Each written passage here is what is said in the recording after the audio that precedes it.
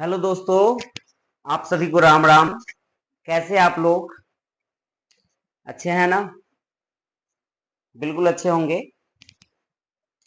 चलिए, जैसा कि चैप्टर बाय चैप्टर हम लोग पढ़ते जा रहे हैं। फर्स्ट चैप्टर 10th क्लास के वास्तविक संख्या पढ़े। सेकेंड चैप्टर पॉलिनोमियल अर्थात बहुपद पढ़े हैं। और ये आज जो आपके बीच नए चैप्टर की शुरुआत हुई है, तीसरा चैप्टर है मैथ का, जिसका नाम है दो चर वाले रैखिक समीकरण। क्या नाम है बाबू? दो चर वाले रैखिक समीकरण। आज हम इस पर ढेर सारा थ्योरी देंगे और उन पर एग्जाम्पल जो छोटे छोटे ऑब्जेक्टिव के साथ साथ 5-5 नंबर का जो सब्जेक्टिव पूछा जाता है, उस टाइप के क्वेश्चन का भी आपको सॉल्यूशन दिया जाएगा। विशेष रूप से एनसीईआरटी में जितने थ्योरी की चर्चा की गई है, उन थ्योरी को हम सबसे पहले बेसिक बात जानेंगे, क्योंकि कुछ छोटी सी अनुभव कहा जाए उसके आधार पर हम बच्चों में आकलन किए हैं कि उनको बहुत सारे बारीकी चीज, सब छोटी छोटी चीजों पर वो लोग कंफ्यूजन हो जाते हैं। तो मेरा प्रयास रहेगा उन छोटे से छोटे पॉइंट को भी हम क्लियर करते जाएंगे। आइए, ये है अपना दो चर वाले रैखिक समीकरण। सबसे पहले नाम है दो चर वाले रैखिक समीकरण।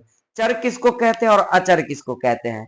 सर जी, 1 2 3 4 5 ऐसे करते करते अनंत तक की जो डाटा होती है उसको अचर कहा जाता है, अर्थात कांस्टेंट कहा जाता है। और ए से लेकर के जेड तक की जो अक्षर होती है उसको चर के रूप में माना जाता है। लेकिन अपने लोगों को कितने चर पर चर्चा करना है? नामे है दो चर, यानी टू वेरिएबल।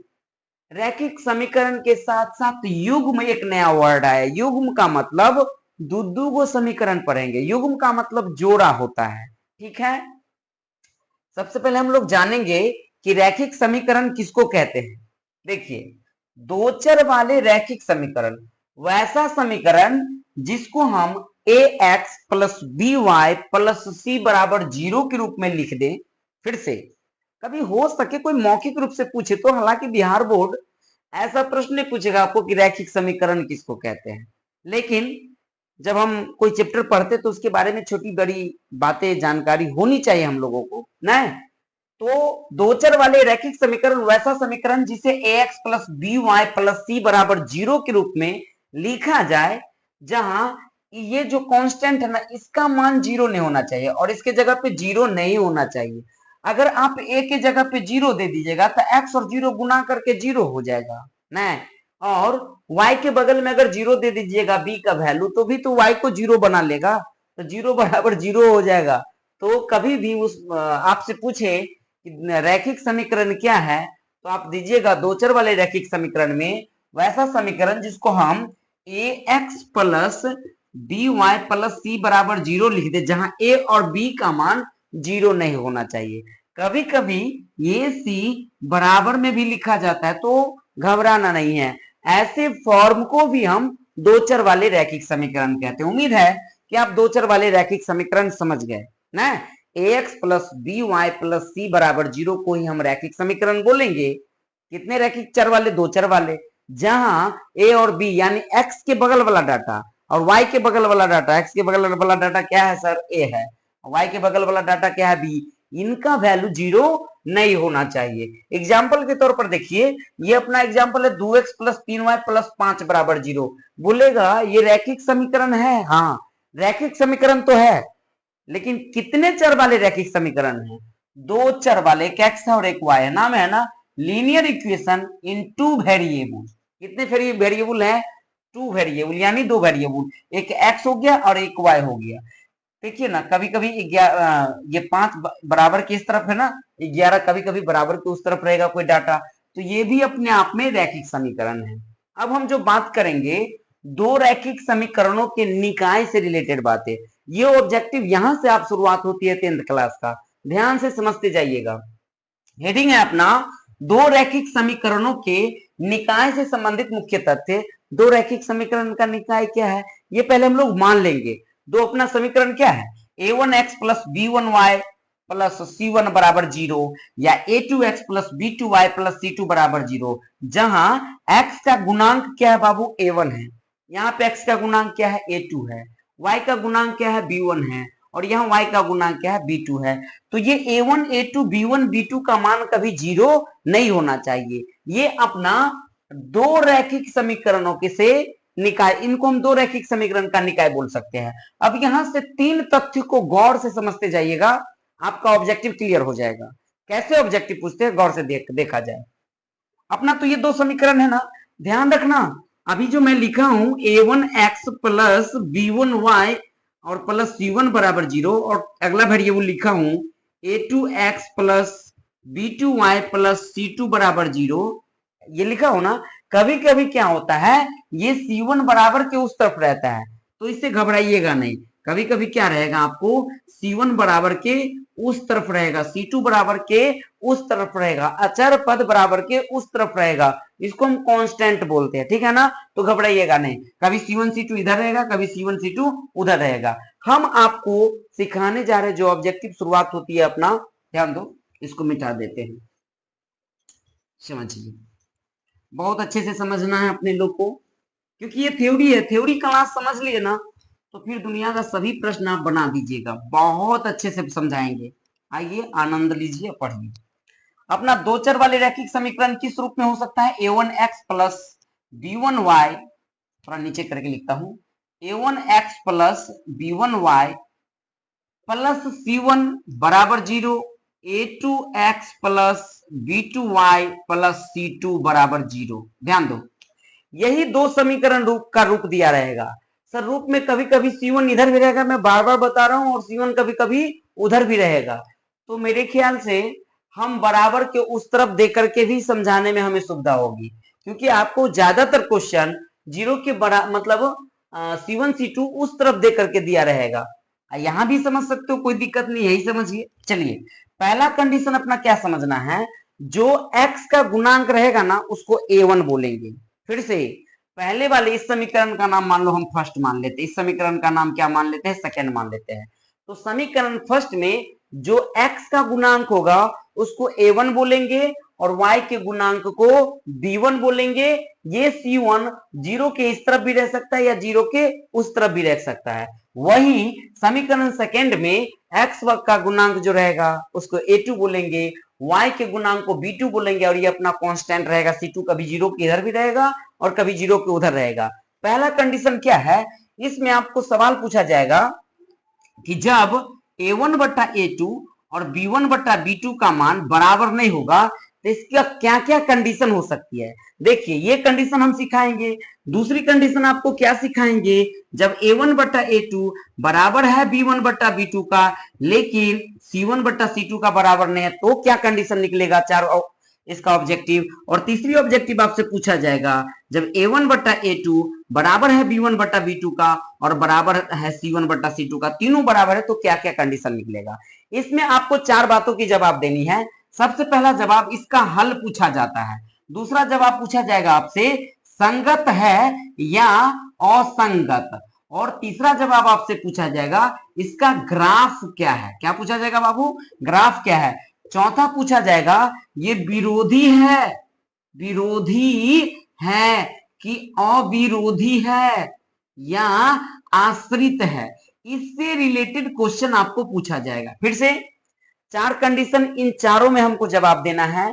हल के बारे में जानकारी देना पड़ेगा, संगत असंगत के बारे में जानकारी देना पड़ेगा, ग्राफ से रिलेटेड जानकारी देना पड़ेगा, और विरोधी है समीकरण कि अविरोधी है या आश्रित। सबसे पहले इन चारों बातों में क्या का, ये चारों बात अपने लोग को क्या दर्शा रहे हैं, क्या बता रहे हैं, इन चीजों को समझ लेते हैं। उसके बाद इनको समझने में हमको सुविधा होगी ना। हल क्या होता है, हल इसमें तीन प्रकार का देखने का मिलेगा। क्या क्या देखने का मिला सर, एक हल देखने को मिलेगा। कभी कभी एक हल को अद्वितीय हल कहते हैं, अद्वितीय हल कहते हैं। एक ये कंडीशन देखने को मिलेगा।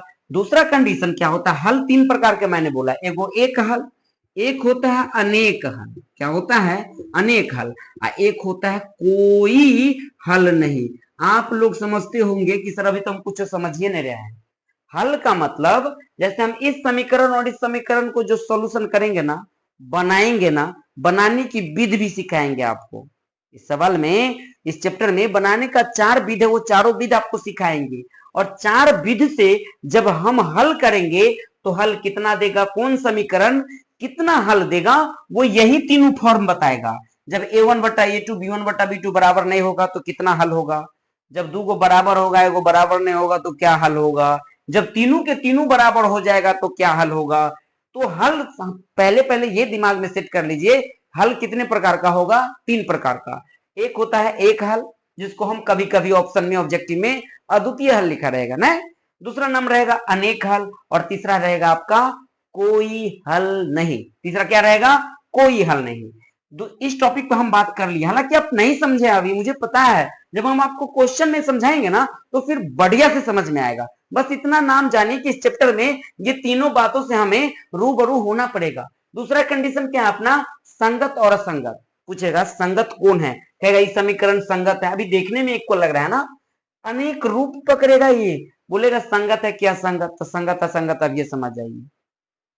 जिस समीकरण का, जब भी समीकरण बोल रहे थे दिमाग में ये सेट कर लीजिएगा, समीकरण क्या हो सकता है सर जी, 3x प्लस 5y बराबर 6 लिख दिए, 2x प्लस 4y बराबर 8 लिख दिए, तो यह समीकरण है, यही रूप यहाँ पर है। देखो ना, x के बगल में क्या है, 3 है, तो यहाँ x के बगल में a1 है, a1 का मान 3 लेंगे। y के बगल में b1 है, तो y के बगल में b1 का वैल्यू 5 ले लेंगे। c1 कभी इधर रहता है, c1 कभी उधर रहता है, तो c1 का वैल्यू 6 होगा। यही रूप तो यहाँ लिखा हुआ है, नहीं समझे, यही रूप क्या है यहां लिखा हुआ है। तो इसका जब हल करेंगे ना तो यही 3 हल निकलेगा, और तीनों हल में क्या क्या निकलेगा आप खुद ब खुद जवाब देना पड़ेगा, वो इस कंडीशन से फाइंड आउट होगा ना। तो जब एक हल सर होता है, एक होता है अनेक हल, एक होता है कोई हल नहीं। दूसरा टॉपिक हमको ध्यान रखना है संगत और असंगत से। जब आपका समीकरण एक हल दे या अनेक हल दे, दिमाग में सेट कीजिए, जब आपका समीकरण एक हल दे या अनेक हल दे तो दोनों संगत होता है। क्या होता है बउआ, संगत होता है। जब आपका समीकरण एक हल दे या अनेक हल दे तो उसको किस में टिक मारोगे, संगत। जब आपका ये समीकरण कोई हल नहीं दे, कोई हल नहीं दे तो उसको बोलते हैं असंगत। क्या बोलेंगे, असंगत। याद हो गया, क्या बोलेंगे, असंगत। फिर से सर बताइए, देखिए, जब आपका ये समीकरण एक हल दे, क्या देगा, एक हल दे, एक हल को क्या कहते हैं, अद्वितीय हल। क्या कहते हैं बाबू, अद्वितीय हल।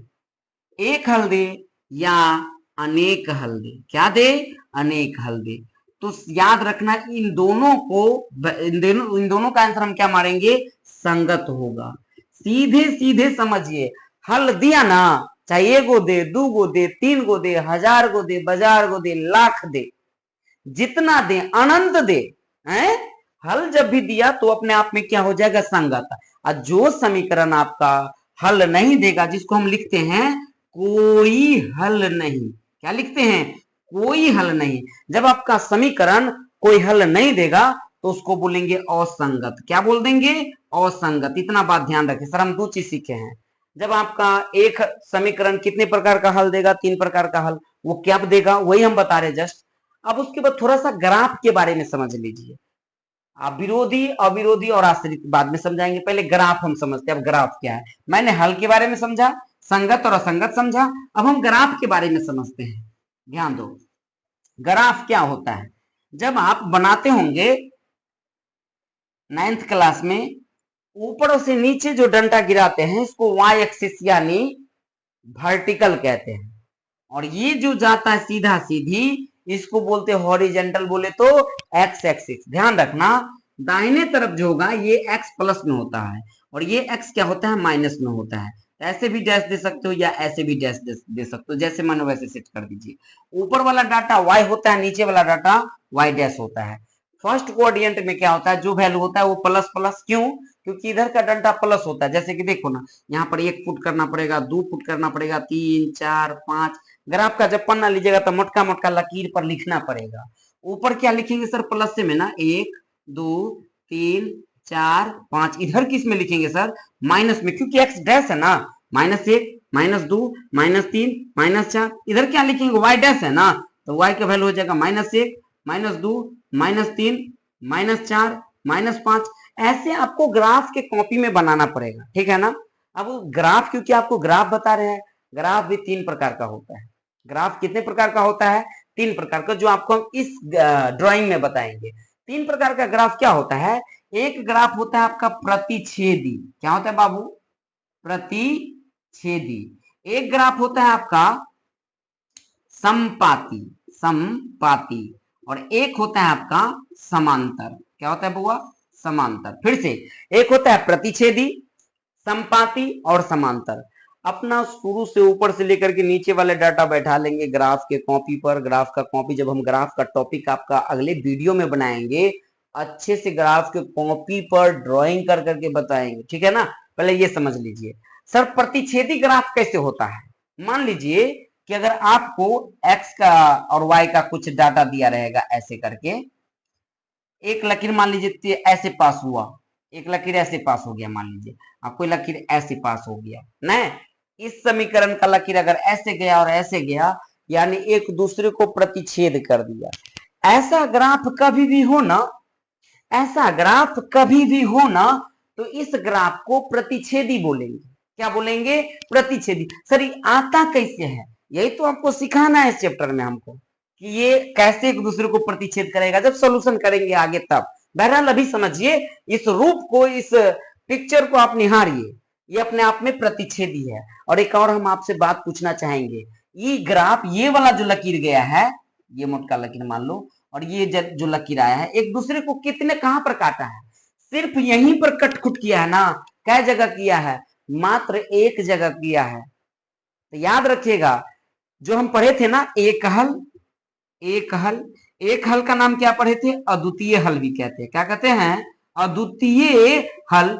जिस समीकरण का एक हल हो या अद्वितीय हल हो, उसका ग्राफ क्या होगा?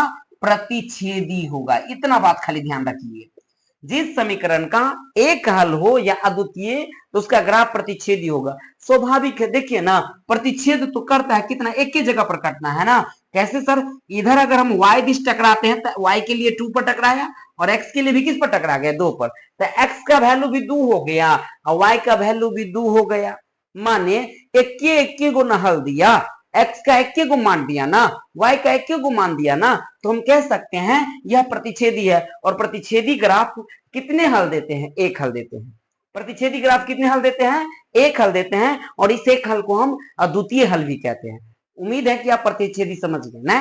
प्रतिच्छेदी या एक हल कुछ न कुछ हल दिया तो हम आपसे पूछेंगे ये संगत है कि असंगत है? ये जवाब दीजिए, ये संगत हो जाएगा।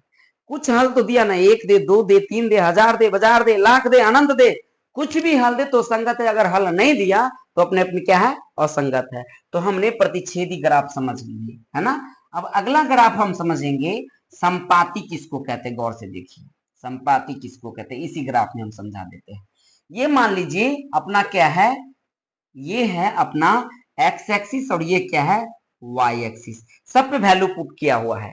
संपाती क्या होता है? संपाती का मतलब एक लाइन मान लीजिए, कोई लाइन मान लीजिए कि हम ऐसे खींच दिए, कोई लाइन मान लीजिए हम ऐसे खींच दिए, यानी यहां पर कटा और यहां पर कटा, और इसी पर मान लो इस समीकरण का ये लाइन गया। कैसे जाएगा वो हम ग्राफ वाले जब वीडियो बनाएंगे उसमें आपको अच्छे से समझाएंगे। बहरहाल आपको ऑब्जेक्टिव के लिए हम थोड़ा सा फंडा क्लियर करना चाहते हैं। इस समीकरण का मान लीजिए ग्राफ अगर ये गया और फिर इसी समीकरण का ग्राफ इसी पर चढ़ गया, इसी पर चढ़ गया, माने एक इस समीकरण का ग्राफ शुरू में गया था और फिर इस समीकरण का ग्राफ भी इसी पर चढ़ गया, एक दूसरे पर क्या हो गया? आती पाती संपाती है, एक दूसरे पर चढ़ गया, तो ये अपने आप में कौन सा ग्राफ हो जाएगा? संपाती हो जाएगा। सर संपाती ग्राफ किसका होता है? संपाती ग्राफ हम बताए थे आप लोग को, या नहीं बताए होंगे तो गौर से देखिए। संपाती ग्राफ होता है जब a1 बटा a2 बराबर है b1 बटा b2 का और c1 बटा c2 का। जब ये तीनों कंडीशन बराबर होगी, अभी हम सिखा रहे हैं आपको, जब ये तीनों कंडीशन बराबर होगी तो ये अपने आप में संपाती होगी। ग्राफ क्या होगी? संपाती। और ऐसे कंडीशन के लिए अनेक हल होता है। क्या होता है? अनेक हल। जस्ट अभी लिखाते हैं। बहरहाल अभी थोड़ा सा झलक समझिए ग्राफ का। संपाती समझ में आ गया होगा। एक लाइन पहले समीकरण का गया और दूसरी लाइन भी इसी पर चढ़ गया, तो ये अपने आप में क्या है? संपाती। अच्छा एक बात बताइए, हम आपसे पूछना चाहेंगे ये कितने जगह कटा है? ये इसके अंदर एगो लाइन है, एगो ऊपर से लाइन गया है, तो कै जगह कटा? सर जी आप तो अभी बताए थे ऐसा वाला था ना, एगो इधर गया था एगो इधर गया था, तो यहाँ पर एक जगह काटा था, और जब एक जगह कटा था ना तो आप बोले थे प्रतिच्छेदी है, एक जगह कटा तो प्रतिच्छेदी है। लेकिन यहाँ पे देखो ना, इसके अंदर गया है वो लकीर, और फिर ऊपरों से वो लकीर चढ़ गया। सर जी एक जगह नहीं लग रहा है इसमें, तो बहुत ही जगह लग रहा है हो, 1 2 3 कितना गिनोगे, गिनते गिनते थक जाओगे। हाँ नहीं गिनते गिनते थक जाओ, देखो दिखाता हूँ, ये देखो एक लाइन ये गया है था शुरू में, और इस समीकरण का लाइन अगर इसी पर चढ़ के चल जाए तो कितने जगह काटा, बहुत जगह ना काट दिया। इसलिए इसको कहते हैं संपाती। और ऐसे ग्राफ जब भी बनेगा तो एक हल देगा, अनंत हल देगा। कितने हल देगा? अनंत हल। अनंत बोले तो अनेक हल। अब कुछ ना कुछ हल दिया ना, चाहे एगो दे दूगो दे अनेक दे, जब हल दिया तो ऐसे ग्राफ वाले जो सवाल आपको दिया रहेगा वो संगत होगा कि असंगत, प्रश्न है। संगत होगा। जो समीकरण कुछ ना कुछ हल दे तो अपने आप में क्या है? संगत है। और जो हल नहीं देगा वो असंगत है। कौन समीकरण हल नहीं देगा? ध्यान दो, हमने प्रतिच्छेदी समझ लिया और संपाती समझ लिया। और एक और बात समझ लीजिए, ये जिस ग्राफ का, जिस समीकरण का ग्राफ आपका संपाती होता है वो अपने आप में एक दूसरे पर आश्रित हो जाता है। क्या होता है? आश्रित। तो कहेगा जिस समीकरण का ग्राफ अगर संपाती निकला तो समीकरण विरोधी होगा कि अविरोधी होगा कि आश्रित होगा, तो कहेगा आश्रित होगा। यानी एक के ग्राफ पर दूसरा ग्राफ आस लगा लिया, आश्रित आसन जमा लिया, ट्रिक से रखिए, तो वो आश्रित होता है। और जो समीकरण हल देता है वो विरोध नहीं करता है, अविरोधी होता है। और जो समीकरण हल नहीं दिया वो अपने आप में विरोधी होता है। सब बात बताते हैं। चलिए तीसरा ग्राफ आपको हमको पढ़ाना है, और उस ग्राफ का नाम है, उस ग्राफ का नाम है समांतर। क्या नाम है बाबू? समांतर। गौर से देखिए, ये 2 था, यहाँ 3 था, यहाँ सर कितना है? 2 है, मिट गया, 3 है, 4 है। घबराइए नहीं, कोई दिक्कत नहीं, साफ से बताएंगे समांतर ग्राफ क्या होता है। चलिए समांतर ग्राफ सर, आप रेलवे का पटरी देखे हैं ना, देखिएगा जब हालांकि पॉइंट पर कटता है वो अलग बात है, लेकिन रेलवे का जब पटरी देखिए तो एक सुर में सीरीज में बनल रहता है ना। तो एगो ग्राफ इस समीकरण का मान लीजिए ग्राफ ऐसे चला गया, ई वाला समीकरण का, A1 वाला का, A2 वाला का ग्राफ मान लीजिए ऐसे चला गया, तो ये दोनों लकीर कहीं पर कट रहा है, कट रहा है, बताइए नहीं ना कट रहा है? ट्रेन के पटरी के जैसा लग रहा हो, और यही ट्रेन का पटरी अपने आप में ये दोनों ग्राफ कैसा सूचित कर रहा है, कैसा दर्शा रहा है? तो समांतर दर्शा रहा है। कैसा दर्शा रहा है? समांतर। तो हमने समांतर ग्राफ आपको बता दिया। कभी भी पूछे आपसे कि समांतर ग्राफ का रूप कैसा होता है, तो ये कहीं कटेगा ही नहीं। ये कौन सी ग्राफ है? समांतर। आप बताइए तो, कहीं कटा? आप अभी पढ़े थे कि जब एक जगह कटता था तो एक हल देता था, और जब ऐसा ग्राफ बढ़ाए थे, अभी ऐसे गया, फिर यही पर एक लाइन गया, इसी पर दूसरा लाइन चढ़ गया था, तो आप संपाती बोले थे, माने बहुत ही जगह कट गया था, उसी को आप अनेक हल बोले। ज्यादा जगह कटा तो अनेक हल नहीं होगा। आई महाराज को देखिए तो एक जगह कट रहा है, नहीं ना कट रहा है। जब एक जगह भी नहीं कटे तो ऐसे ग्राफ को क्या बोलिएगा? समांतर। यानी कोई हल नहीं दिया, यानी कह सकते हैं कोई हल नहीं है। और जिस समीकरण का, जिस ग्राफ का, जिस समीकरण का ग्राफ अगर समांतर आ जाए, कोई हल नहीं आवे, तो ऐसे समीकरण को हम विरोधी समीकरण कहेंगे। क्या बोलेंगे बाबू? विरोधी। तो हम अविरोधी भी समझ गए, आश्रित भी समझ गए, और विरोधी भी समझ गए। एक बार और सर हम लोग को बता दीजिए, फिर से देखिए फास्ट में। देखिए बाबू, ये ग्राफ था, ये ग्राफ था, अगर ऐसा गया कोई ग्राफ, ऐसा एक दूसरे को एक जगह काटा, तो ये ग्राफ मान लीजिए ये समीकरण है ना, ये समीकरण था A1 वाला, ये समीकरण का ग्राफ कटा है A2 वाला। हम लिख सकते हैं यहाँ पर A1x plus B1y plus C1 बराबर 0, A2x plus B2y plus C2 बराबर 0। माने इस समीकरण का ये ग्राफ है, इस समीकरण का ये ग्राफ है, अगर एक दूसरे से एक जगह कटा तो कहेंगे एक हल। कैसन काटा है? कटना है, पर कटा है, प्रतिच्छेदी ना, तो इसको बोलेंगे प्रतिच्छेदी। क्या बोलेंगे? प्रतिच्छेदी। और यही एक हल को क्या कहते हैं? भूलना नहीं है, भूलने ही नहीं देंगे आपको। अद्वितीय हल कहते हैं। हाँ ये अद्वितीय हल है, ये प्रतिच्छेदी हो गया। और ये कुछ ना कुछ हल दिया ना, कुछ ना कुछ हल दिया ना, तो जो हल देता वो क्या था? संगत है क्या संगत? आप लोग बताइए। चलिए संगत हो जाएगा सर, संगत हो जाएगा। और तीसरा, समीकरण विरोध किया नहीं, हल दिया ना, तो ये हो जाएगा अविरोध किया, माने अविरोधी। ये 4 बातें हो गई इस ग्राफ से रिलेटेड। सर दूसरा ग्राफ क्या होगा? मान लीजिए ये अपना एक ग्राफ है, ऐसा गया, फिर मान लो ये लकीर ऐसे गए और इसी पर दूसरा ग्राफ चढ़ गया, नहीं एक के ग्राफ पर दूसरा ग्राफ चढ़ गया तो कहिए तो एक जगह कटा कि बहुते जगह कटा? बहुते जगह कटा माने क्या हो जाएगा? अनेक हल। क्या हो जाएगा? अनेक हल।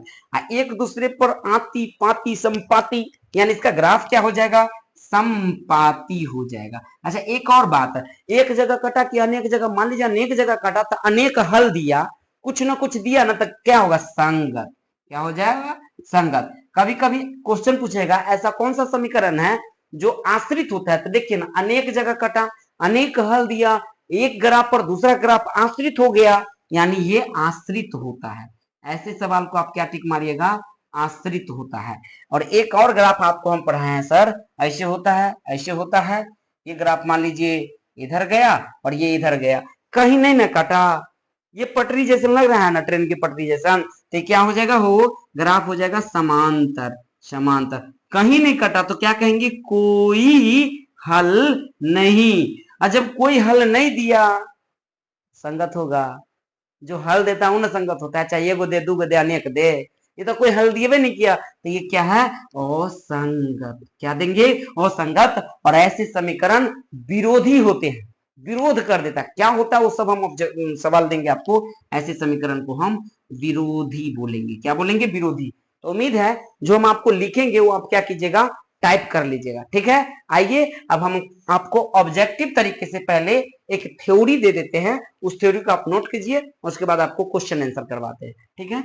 अब इस सारणी को देखिए, ठीक है ना, क्योंकि इस सारणी से आपको लगभग लगभग एग्जाम में 2 से 3 ऑब्जेक्टिव आपको जरूर पूछा जाएगा, तो थोड़ा गौर से याद करते जाइए, ठीक है ना।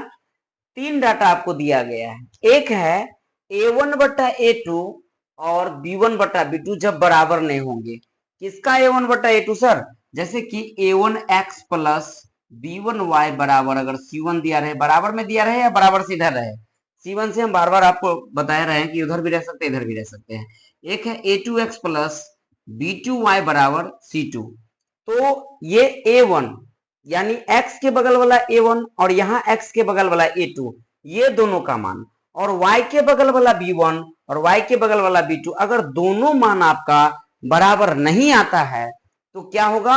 इसका अगर पूछेगा हल क्या होगा, तो कहेंगे हल एक हल है। जो एक हल होता है उसको अद्वितीय हल भी कहते हैं, ठीक है। लेकिन कुछ ना कुछ हल दिया, जो हल देता है उसको संगत माना जाता है, तो अपने आप में कौन सा समीकरण हो जाएगा? ये संगत हो गया। ये कुछ हल तो दिया, ये विरोध नहीं किया। ये समीकरण जब इस फॉर्म में रहेगा तो वो विरोध नहीं करेगा, माने कुछ हल निकलेगा तो वो अविरोधी कहेंगे उसको। और इसका ग्राफ क्या होगा? प्रतिच्छेदी। ग्राफ कैसे बनाते हैं सर? ये वाला एक्सिस, ये वाला एक्सिस, इस ग्राफ का मान लीजिए ये लकीर आया है और इस ग्राफ का अगर ये लकीर गया, एक जगह कटा ना, एक जगह कटने से एक हल निकलेगा, हल दिया जिसकी वजह से ये संगत हो गया और ये अविरोधी हुआ, यानी ये दोनों समीकरण विरोध नहीं करेगा और इसका ग्राफ क्या हो गया? प्रतिच्छेदी हो गया, ठीक है। इसके लिए एक उदाहरण से आपको समझाना चाहेंगे। क्या उदाहरण है? जैसे कि अपना क्वेश्चन है x माइनस 3y माइनस 7 बराबर 0। हो सकता है माइनस 7 इधर भी हो, अगर इसको इधर भी लाना चाहे तो आप ला सकते हैं। वहीं 3x माइनस 3y माइनस 15 बराबर 0, 15 को इधर भी ला सकते हैं। चलो यहाँ पर लिखते हैं पहले सब चीज जो सब दिया गया है। क्या क्या दिया है सर? यहाँ पर ध्यान दो, A1 का मान x के बगल में जो है ना उसको A1 का मान मानेंगे। x के बगल में क्या है? 1 है। फिर B1 का मान कितना लेंगे सर? y के बगल वाले डाटा को B1 मानते हैं, तो y के बगल में कितना है? -3 है। फिर C1 का वैल्यू कितना हो जाएगा? -7। पुनः हम निकालेंगे A2। सर A2 किसको बोलेंगे? जो अपना दूसरा समीकरण है ना, तो यहाँ पर x के बगल में कितना है? 3 है, तो A2 का वैल्यू 3 लेंगे। B2 का मान आप ही लोग बताइए क्या हो जाएगा? बताइए। y के बगल वाला पहला वाला B1 था और y वाला समीकरण में y के बगल वाला B2, और B2 का वैल्यू कितना है? -3 है, और C2 का वैल्यू हो जाएगा अपना -15। अब हम चेक करेंगे A1 बटा A2 और B1 बटा B2 दोनों बराबर है या नहीं। कैसे चेक करेंगे सर? पहले हम निकालेंगे A1 बटा A2। A1 बटा A2 का मान कितना है? A1 का वैल्यू कितना है? 1 है, और A2 का मान कितना है?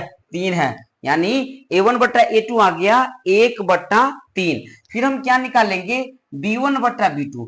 सर b1 का वैल्यू कितना है -3 है और b2 का वैल्यू भी कितना है -3 है। ये माइनस से माइनस क्या हो गया कट गया और 3 से 3 भी कट गया, बराबर में क्या दिया 1। यानी देखा जाए तो a1 बट्टा a2 का मान जब 1/3 आया तो b1 बट्टा b2 का मान भी 1/3 आना चाहिए ना, दोनों बराबर के लिए। जब दोनों a1 बट्टा a2 1/3 आया और b1 बट्टा b2 1 आया, दोनों देखने में एक रंग है नहीं ना, एगो 1/3 है, एगो मान आया है 1, इसको 1 मानिएगा। तो हम कह सकते हैं a1 बट्टा a2 बराबर नहीं है, किसका बराबर नहीं है b1 बट्टा b2 का बराबर नहीं है। जब ऐसा कंडीशन आ जाए ना तो कहेंगे हल क्या होगा, एक हल होगा। इसका आंसर क्या पूछेगा, हल क्या होगा, तो जवाब देंगे एक हल, जिसको हम अद्वितीय हल भी कहते हैं। इसी समीकरण का पूछेगा कि x - 3y -7 बराबर 0 और -3x - 3y -15 बराबर 0 का मान लीजिए ये संगत है कि असंगत। तो ऐसा फॉर्म दे रहा है ना, आप a1 बटा a2 b1 बटा b2 निकाल करके जब दोनों बराबर नहीं रहेगा तो कह दीजिएगा संगत है, ठीक है ना। और हल दिया तो संगत ना हुआ। और ये कहेंगे ये दोनों समीकरण कैसा समीकरण है, कहेंगे अविरोधी है। यानी x - 3y - 7 बराबर 0 और 3x - 3y - 15 बराबर 0, ये दोनों समीकरण अपने आप में क्या है, अविरोधी है। कब बोलेंगे अविरोधी, जब दोनों बराबर नहीं हो। जब बराबर नहीं हो कहिएगा सर c1 बटा c2 इसमें क्यों नहीं निकालते हैं। ध्यान रखना समीकरण में जब a1 बटा a2 और b1 बटा b2 अगर बराबर नहीं आवे तो गाड़ी आगे मत चलाना, c1 बटा c2 निकालने की जरूरत नहीं है। यहीं पर ब्रैक छापेंगे और ये चारों आंसर छापेंगे। इसका ग्राफ जब बनाएंगे ना ग्राफ विधि से, क्योंकि जब सवाल की 4 प्रोसेस आपको बताएंगे अगले वीडियो में, तो 4 विधि में एक ग्राफीय विधि होता है, वहां पे आपका इस समीकरण का ग्राफ बनाएंगे तो ऐसा ही ग्राफ बनेगा। एक ऐसे लकीर जाएगी, ऐसे जाएगी, देख लो ऐसे जाएगी, इधर कटेगा, कहीं इधर कटेगा, कहीं ना कहीं एक जगह कटेगा। ये आपका प्रतिच्छेदी ग्राफ होता है। आइए अब हम दूसरे कंडीशन को देखते हैं। जब मान लीजिए a1 बट्टा a2 और b1 बट्टा b2 बराबर हो, यहां तो बराबर नहीं ना था, लेकिन आपका a1 बट्टा a2 और b1 बट्टा b2 बराबर हो और साथ ही साथ c1 बट्टा c2 बराबर हो, जब तीनों का तीनों कंडीशन आपका बराबर हो तो इसका हल क्या हो जाएगा, अनेक हल। उस अनेक हल को हम अनंत हल कहते हैं। अनेक हल दे या एक हल दे, कुछ ना कुछ हल दिया ना, जब अनेक हल दे तो अपने आप में संगत होता है। वो समीकरण क्या होता है बाबू, संगत होता है और वो आश्रित होता है। कैसा होता है, आश्रित। इस समीकरण को जब ऐसा फॉर्म में आ जाए, ऐसे समीकरण को हम आश्रित बोलेंगे और उसका ग्राफ क्या होगा, संपाती होगा। सर आश्रित कैसे होगा, जैसे कि एक ग्राफ मान लीजिए ऐसा गया, इस समीकरण का ग्राफ ऐसा गया और फिर इसी समीकरण का ग्राफ अगर इसी पर चढ़ जाए तो इसी को बोलते हैं संपाती। क्या बोलते हैं, संपाती। तो ग्राफ हो जाएगा संपाती और एक दूसरे पे चढ़ करके देखिए ना, एक यहाँ तो एक जगह काटा था ना, यहाँ कितना जगह अनंत जगह काट दिया, इसलिए अनेक हल है। ग्राफ संपाती होगा और ये आश्रित होगा, ठीक है। चलिए सवाल दिए आपको, थोड़ा इस सवाल को बनाइए। इसमें सबसे पहले जैसे इस क्वेश्चन को बनाए ना ऐसे ही बनाएंगे। इसमें a1 का वैल्यू कितना हो जाएगा 3 है, b1 का वैल्यू कितना हो जाएगा -5 और c1 का वैल्यू कितना हो जाएगा 20। यानी पहले समीकरण से सारा डाटा लिख लिए। वही दूसरे समीकरण से लिखेंगे a2 का वैल्यू कितना लेंगे 6 और b2 का वैल्यू कितना ले लेंगे -10 और c2 का वैल्यू कितना ले लेंगे 40। चलिए बनाइए, हम a1 बट्टा a2 निकालेंगे। सर a1 का वैल्यू कितना है 3 और a2 का वैल्यू कितना है 6, दोनों कट खोट के कितना दे दिया 1/2 दे दिया, नहीं दे दिया 1/2। फिर हम क्या निकालेंगे, b1 बट्टा b2 निकालेंगे। सर b1 का वैल्यू कितना है -5 और b2 का वैल्यू कितना है -10। इस माइनस से माइनस ये क्या हुआ, कट गया और 5 से 5 5 दूना 10, यानी ये भी 1/2। यानी a1 बट्टा a2 1/2 आया, b1 बट्टा b2 1/2। यहाँ पर 1/3 और 1 आया था, एक रंग नहीं आया तो यहीं पर ब्रैक को छाप लिए। लेकिन अपना तो दोनों 1/2 बराबर आया ना, तो गाड़ी आगे बढ़ने दीजिए। माने हमें c1 बट्टा c2 ज्ञात करना पड़ेगा। तो सर c1 बट्टा c2 क्या हो जाएगा, अपना c1 का वैल्यू 20 है और c2 का वैल्यू कितना है 40 है। 0 से 0 काटे ना, डायरेक्ट 20 दूना 40 ना, तो ये भी 1/2 आ गया। यानी देखा जाए तो a1 बट्टा a2 और b1 बट्टा b2 और c1 बट्टा c2 तीनों बराबर है। सब कैसे बराबर है हो, a1 बट्टा a2 भी 1/2 आया ना, b1 बट्टा b2 भी 1/2 आया ना और c1 बट्टा c2 भी 1/2 आया ना, तीनों बराबर हुआ। जब तीनों बराबर हो तो ये समीकरण बोले तो 3x - 5y बराबर 20 और 6x - 10y बराबर 40। यानी ये समीकरण का हल क्या होगा, सवाल क्वेश्चन में कभी आ जाए इस टाइप के क्वेश्चन कि इस समीकरण का हल क्या होगा, तो आपका जवाब देना पड़ेगा अनेक हल है या अनंत हल है। फिर पूछेगा कि इस समीकरण का संगत है कि असंगत है, तो स्वाभाविक है जब ये तीनों कंडीशन बराबर हो जाए, या दोनों बराबर नहीं हो तो कह देंगे ये संगत है। और वैसे भी एक हल दे या अनेक हल दे, सीधा जवाब है अपना वो संगत हो जाएगा। तीसरा है कि वो ये समीकरण बोलेगा 3x माइनस 5y बराबर 20 और 6x माइनस 10y बराबर 40, ये विरोधी है कि अविरोधी है कि आश्रित है। तो ऐसे समीकरण क्या होता है आश्रित। कहां से ट्रिक पकड़ते हैं, यहां से जब तीनों गप बराबर हो जाए तो अनेक हल होगा, संगत होगा, आश्रित होगा। और ग्राफ क्या होगा इसका, संपाती। जब इस समीकरण का जब ग्राफ वाला वीडियो में आपको बताएंगे, जब ग्राफ निकालेंगे, ये एक्स होगा, ये एक्स डैश होगा, वाई डैश होगा, वैल्यू निकालेंगे, टेबल तैयार करेंगे और टेबल तैयार करने के बाद एक इस पर जाएगा और इसी पर ये चढ़ जाएगा, ये हो जाएगा आपका आश्रित, ठीक ना, यानी संपाती ग्राफ हो जाएगा। अब तीसरा कंडीशन थोड़ा रट लीजिए, जब a1 बटा a2 बराबर तो है, अब b1 बटा b2 बराबर है, लेकिन c1 बटा c2 बराबर ना हो तो ऐसे कंडीशन के लिए हल क्या होगा, कोई हल नहीं होगा। हल देगा, कोई हल नहीं देगा। और वो संगत होगा, बता दिए जो हल देता है वो संगत होता है, और जो हल नहीं दे वो क्या होता है, असंगत। ये जब कोई हल देवे नहीं किया तो क्या हो जाएगा, असंगत। और जब जो हल ना दे और जो अपने आप में असंगत हो तो विरोध कर रहा है समीकरण को, इसलिए वो समीकरण कौन सा समीकरण हो जाएगा, विरोधी। और उसका ग्राफ क्या हो जाएगा, समांतर। क्योंकि देखिए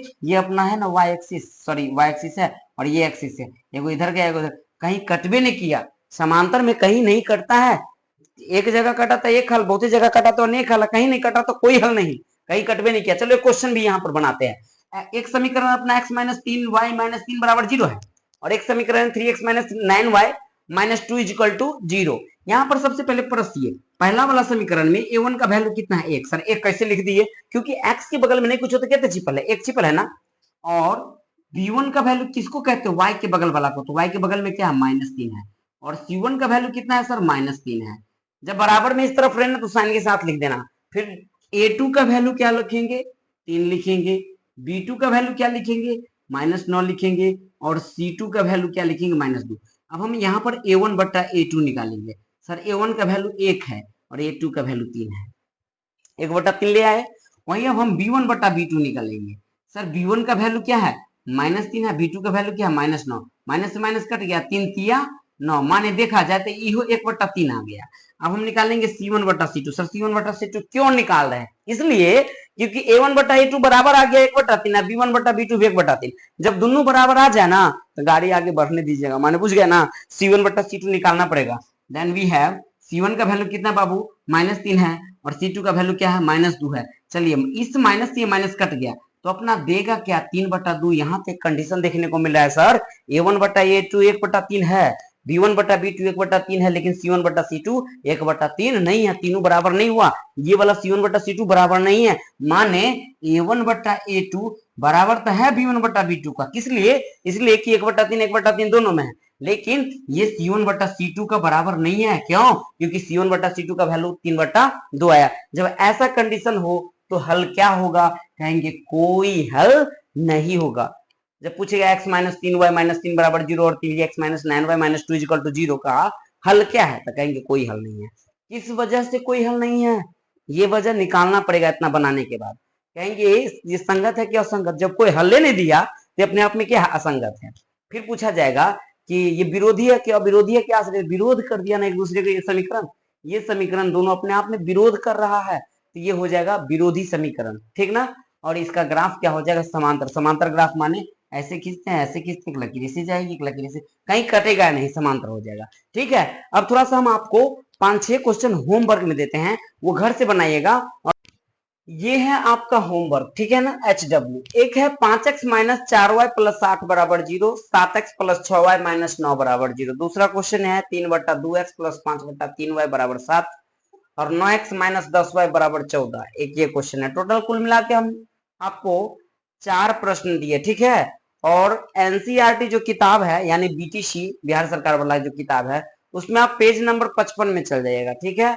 और पेज नंबर 55 में आपको एक्सरसाइज 3.2 दिखने को मिलेगा। सीधा समझिए ना, दो चर वाला रैखिक समीकरण अर्थात तीसरा चैप्टर में जो 3.2 एक्सरसाइज है, उसमें क्वेश्चन नंबर 2, 3 और 4 तीनों को एक के विधि से बनाएगा। हालांकि उस क्वेश्चन में एक सवाल में पूछा होगा संगत असंगत है वो बताइए, किसी में पूछा होगा कि अगर संगत है मतलब इसका ग्राफ क्या होगा, प्रतिच्छेदी है, समांतर या संपाती हो बताइए। तो आप क्या करना, सब चीज बताना। होमवर्क में पहला क्वेश्चन है, पहला नंबर आप ये बताना कि इसका हल क्या है, हल क्या है इसका भी। और ये क्वेश्चन जो आपको 2 3 4 में, उसमें पहला क्वेश्चन आपको हल क्या, हल बताना है। कैसे निकाल के, A1 बटा A2, B1 बटा B2, C1 बटा C2, ये तीनों निकाल के आपको बताना पड़ेगा। दूसरा सवाल आप बताना कि जितना ये क्वेश्चन है और ये क्वेश्चन जो आप देखिएगा उस एक्सरसाइज में, संगत है या असंगत, ये आपको बताना पड़ेगा।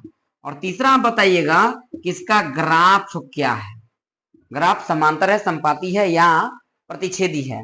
और चौथा आपको जवाब लिखना है कि ये विरोधी है, विरोधी है या अविरोधी है या आश्रित है। क्या जवाब देना है, आश्रित है।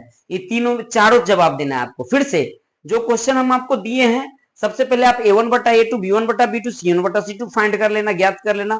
उसके बाद अगर A1 बटा A2 बराबर नहीं होगा B1 बटा B2 का, तो क्या आंसर होगा इस चारों में से। अगर A1 बटा A2 बराबर है B1 बटा B2 का, लेकिन C1 बटा C2 का बराबर नहीं है, तो क्या आंसर होगा इन चारों में। अगर तीनों का तीनों अगर बराबर है तो क्या आंसर होगा इन चारों में, वो आपको जवाब देना। ठीक है, अब हम आपको अगले वीडियो में, वीडियो पार्ट 2 में, जो तीसरा चैप्टर है, वीडियो पार्ट 2 में आपको हम ग्राफ विधि से साथ ही साथ विलोपन, प्रतिस्थापन, ब्रजगुणन, जो भी विधि है वो सारे विधि की जानकारी देंगे। बहरहाल ग्राफ विधि पर विशेष बल देंगे, क्योंकि ग्राफ से क्वेश्चन 5 नंबर का पूछा जाता है। तो ग्राफ में आप लोग अगले वीडियो जब बताएंगे, उसमें एक अभी होमवर्क ही समझ लो, एक ग्राफ का कॉपी खरीद लीजिएगा, इंस्ट्रूमेंट बॉक्स ले लीजिएगा, और इस इंस्ट्रूमेंट बॉक्स में यानी औजार बॉक्स में, समझ रहे हैं ना, प्रकार होना चाहिए। ठीक है, प्रकार की वैसी जरूरत नहीं पड़ेगी अभी, लेकिन स्ट्रक्चर संरचना में होगा। फिट तो होना ही चाहिए, पेंसिल होना चाहिए, कटर रबर होना चाहिए, और ग्राफ की कॉपी होना चाहिए। सब आदमी ग्राफ का कॉपी ले लीजिएगा, ठीक है ना। तो अगले वीडियो में हम आपको ग्राफ अच्छे से बताएंगे, ठीक है ना। तब तक के लिए जय हिंद, जय भारत।